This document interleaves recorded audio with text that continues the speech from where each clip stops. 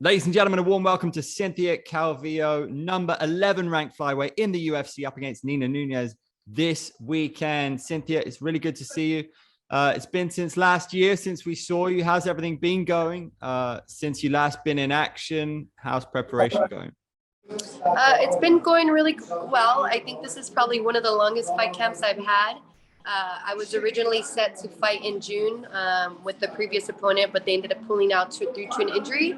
So we got more time. We got another 8 weeks. So I'm pretty stoked. I'm pretty anxious to get in there and, just show everybody all the work I've been putting in the last couple months. How much attention do you pay for rankings? On the one hand, you are in the top 11 flyweights on the planet. And then on the other hand, you just see, was it Macy Barber take your spot? Does that make you motivated? How do you see rankings? You can shoot up to the rankings real fast. To me, rankings don't mean anything. I became number 6 in the world within 6 months of being in the UFC, so it's all about just winning your fights and getting on that winning side. But, I've been living in the top 10. I've been living in the top 15 since I got into the UFC. So to me, it means nothing. Last year, I think 2 years ago, I was number 11 or 12 as a strawweight, and then I challenged Jessica I, who was number 1 at the time, fought her, beat her, and then all of a sudden I was number 1, number 2 in the world for flyweight, and then had some bad luck, and now I'm sitting at number 11, but it doesn't mean anything. You can get up there as quickly as you go down, as long as you win the fights and you stay active. Nina's been around for a long time. She's super well known. You both kind of are super experienced. How do you see her as a challenge? Where do you see yourself beating her? Well, she's tough. She's been also a top 10 fighter as well. And she's fought some of the toughest fighters out there. Tatiana Suarez. She beat Claudia Gadella. She just fought Mackenzie Dern. So I just think she's really, really tough. It's one of those cases where you don't really want to look at okay, screw the record. It's you might not have as many wins or as many you have losses or whatever. It's all about, you're tough. She's experienced. It's not like she's got a padded record. Sometimes you never know when you fight people who are undefeated. You don't know who they fought or whatever. But in this case, we know she's a top 10 and might not have the best record, but she's fighting the best, And so I just feel like she's going to be really tough. She's also coming off the loss just like I am. And I feel like none of us are going to want to give an inch. I do feel like she might just play it a little bit smarter and try to point fight. Her last fight, she did get subbed in the first round, and if anybody watches my fights, I do my best work on the ground. So I think she's going to do everything in her power to not let me get to her. But I've been working a lot of parts of my game, a lot. She changed all of my coaching around me, and I think it's made a world of a difference. And I think everybody's going to see that on Saturday. It was a tough run of results after the Jessica I win for you. What do you put the results down to? I just feel like I had injuries I had to deal with, and just moving out here, making a change. Everything around me changed. The coaching, I had to essentially start training at 3 different gyms here in Vegas. And I think a lot of the fighters, when they initially moved to Vegas, there's so many places to train. You're trying to find your place, and some people do good, they can still perform while dealing with change. And I feel like I kind of got in my head a lot. I might have it takes trial and error. I got into the UFC at 3-0. Everybody just sees me win. And I'm I've been fighting top 15 for the last 5 years. And it's it'd be dumb to think that I wasn't going to have some failures at some point, And so I just see it as my opportunity to overcome and get better and get more experience. And I think that's helped me out a lot, because the failures, they really test you, and they test you as in, do you really want to do this? It's nice to win everything, but then you lose. Do you want to still fight? And I do. I don't want to. I'm not going to leave this game like this. I've sacrificed so much, and I truly believe I can be a world champion. And so I'm going to continue going until I make that happen. And I screw the losses. It's what's going to make me better. In some people's careers, they get to their mid-30s and they think that's towards the end of their career. But I think you walked into an MMA gym when you were 23. So do you think in a way you're kind of in the middle of your career, or your best days are ahead of you? Yeah, I definitely do think my best days are still ahead of me. Like you said, I did start the sport at 23. at that, any sport. I was never an athlete, you know, and so I don't have the same wear and tear that most people do. You know, a lot of these people that are in the sport have been in sports since they were a child, you know, and then had all those wear and tear. I didn't. I didn't get into the UFC until about 3 months before, or 2 months before I turned 30. And I'm 34 now. So it's like, I still have a lot of mileage. And on top of that, having the UFC PI and with all the information that we have now that is helping us with longevity, it's made a world of a difference. Like, we know how to deal better with injuries. Like, this is probably the healthiest I've ever felt in 10 years because I have the PI and being here in Las Vegas, and they're constantly working on my body. I mean, I see people physical therapy 5 days a week, you know, just to make sure I'm good and ready. So that is, I think it's gonna, you know, add a lot of years to my career. I foresee myself doing this up until like my 40s. You know, you guys see Glover Teixeira, he became a champion in his 40s. So I feel like, you know, as long as we stay positive and we can, you know, continue having that hunger, we can stay in the sport. So are you between the PI and Syndicate right now? Yes, so I'm training at Syndicate and I'm at the PI, and I'm also started working with the new boxing coach. His name is George Capadillo.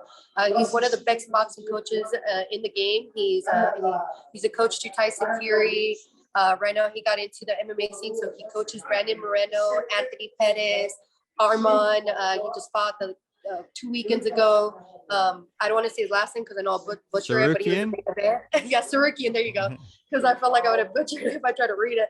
But yeah, so he's helped out a lot of us immensely, and I think it's gonna change my game a lot. Not just like in the technique wise, but mentally. Like, he's just one of the best coaches that can really make their fighters dig deep. And like, I don't know, I'm super thankful. I think it was just one of those things that I needed to do. I needed to get a couple losses, I needed to make some changes to finally get to where I needed to be.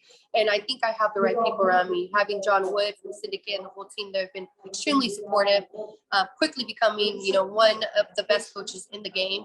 And yeah, I'm pretty stoked. I think I found a good group of people to have around me. Is it funny to you the way that this sport works? Because I feel like, judging from your Instagram, you and Jojo would seem to be pretty good friends, and you guys fought in 2017. Is it funny how things come around like that? Yeah, no, absolutely. I'm not gonna lie. At first, when I came to Vegas, I didn't want to go to Syndicate because I was like, JoJo's there, Roxy's there, and I was like, I know JoJo probably wants that rematch at flyweight, and I was like, I don't know if that's a good idea. It's kind of weird having her husband, my head coach. I was like, who does he want to win, me or her? You know what I mean? So, but no, now now that I'm heading back down to 115, and I think that we're both in like different places in our career now. You know, she's married. I know she's not going to fight at the end of the rest of the year. I'm not sure what she's going to plan to do after, but I just feel like there's not really a reason for us to like match up later. And it's been turning into something nice. She's awesome. She's always been a sweet girl. I've always looked up to her. You know, when I was a professional, I was looking up all these girls. You know, and it's great. It's really nice to be able to get together and join forces, and you know, hopefully you know, she'll be helping me and I can help her out. Was it interesting to you to see the Taila Santos fight? Did it show that the champion Valentina, does it show that she's fallible maybe, like or is she just going to be holding that belt, you know, indefinitely seemingly? I mean, we'll see how it plays out. You know, I feel like fighting at that level, and for as long as that she has, you know, the difference between me and her is that she's been doing this her entire life, you know, and me, I don't probably have the same amount of experience that she does. So I just feel like eventually someone's going to come through. I think Taila, she has a very good chance to maybe, you know,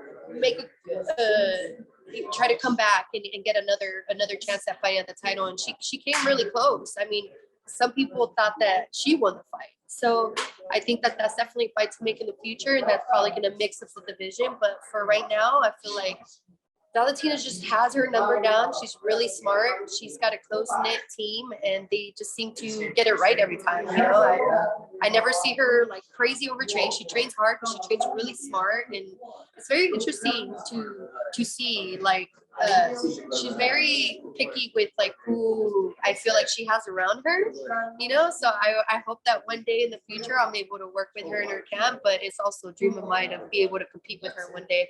So we'll see how that goes, because maybe it could be like me and Jojo, you know, maybe we could play and then we could train together.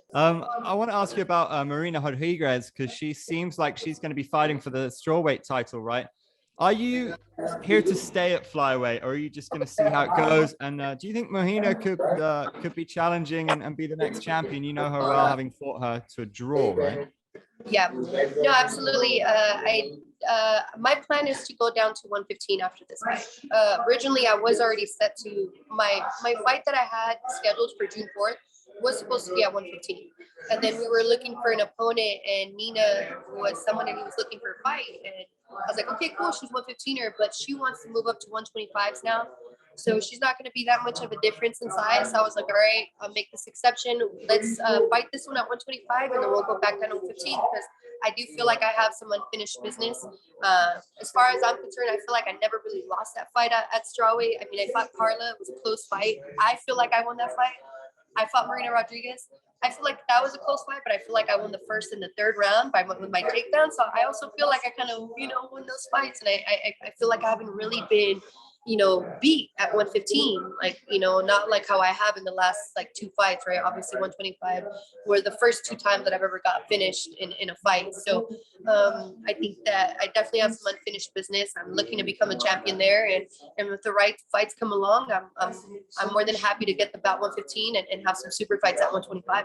Who's the most important person that you want to fight at 115? If I said you've got like 1 year left, who do you have to fight at 115, do you think? I want to fight Marina Rodriguez. Like, you know, Carla, I still want to fight Carla. I want to fight her, but there were just some, the way that the fight with Marina was a little irritating, because I was going through a lot of stuff in that fight camp that made it difficult for me to make weight, and I ended up missing weight. And I remember them being like, oh, I was only able to hold her down because, you know, I missed weight and blah blah. And I was like, that's bull crap. I was like, I need to fight you and make weight and beat you the right way, so you don't have any excuses. So I feel like she's going to be the one that's going to be up there soon fighting for that title. And I would love to have that fight back. Like, I even after I fought her, I was like, let's run it back. And she's like, no, I want to fight somebody who makes weight. I'm like, I'm going to get it back. Like, I'm getting this shit back. Cynthia, it's always good to speak to you. Massive good luck this weekend. Maximum respect. It's good to see you. Awesome. Thank you so much for having me. Thanks a lot. Appreciate it. Cheers.